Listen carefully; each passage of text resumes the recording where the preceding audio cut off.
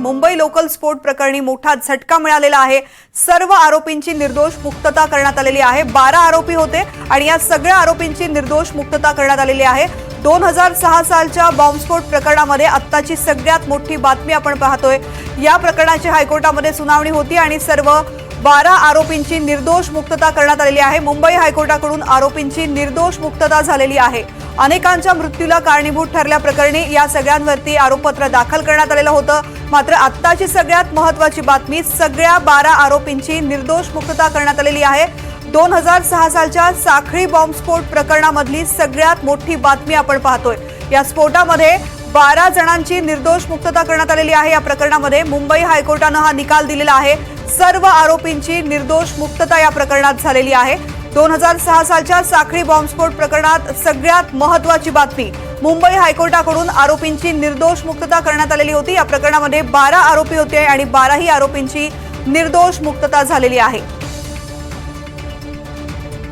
मुंबई लोकलमध्ये साखळी बॉम्बस्फोट प्रकरणामध्ये आत्ताची सगळ्यात महत्त्वाची बातमी, सगळ्या आरोपींची निर्दोष मुक्तता झालेली आहे। फारच अतिशय महत्त्वाची बातमी, नेमका हायकोर्टाने काय म्हटलेलं आहे आरोपींची निर्दोष मुक्तता करताना?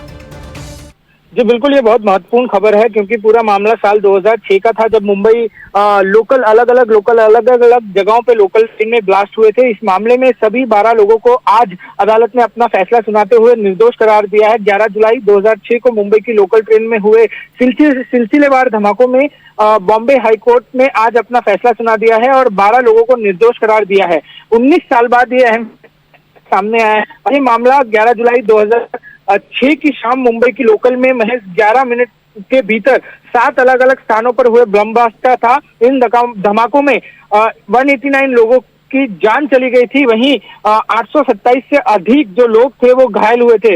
मामले में नवंबर 2006 में चार्जशीट दाखिल की थी। इसके बाद 2015 में ट्रायल कोर्ट ने 12 आरोपियों को दोषी ठहराया था। इनमें से 5 को मौत की सजा सुनाई गई थी, जबकि 7 को उम्र कैद मिली थी। मगर ये बहुत बड़ा फैसला है जो कि सामने आया है 2006 लोकल ट्रेन बॉम्ब ब्लास्ट मामले में।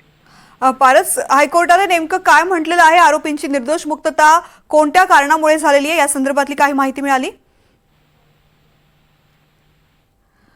पारस जामा यांच्याशी पुन्हा एकदा आपण संपर्क करण्याचा प्रयत्न करू। या संदर्भातले अपडेट्स ते आपल्यापर्यंत पोहोचत होते। मुंबई लोकल स्फोट प्रकरणी मोठा झटका मिळालेला आहे। सर्व आरोपींची निर्दोष मुक्तता करण्यात आलेली आहे।